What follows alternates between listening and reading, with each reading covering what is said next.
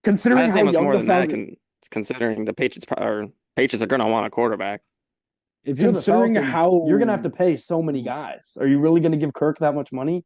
considering how young the team is, especially on the offensive side, I think it might be worth it to go and trade up for Drake May. But if depends on how you view the defense too, because they're definitely not on the young side. So Coming maybe off an it all Achilles depends on what too. they view their window as. I mean, you could have said the same thing about Matt Stafford when the Rams were trading for him. You're trading for Very a guy Yeah, with true. no playoff wins. 100%. I think a lot of people were saying that, and he proved them wrong. So we'll see if And so what's saying he can't? what's saying he can't. But at the end of the day, Stafford got it done. Will Kirk Cousins, TBD.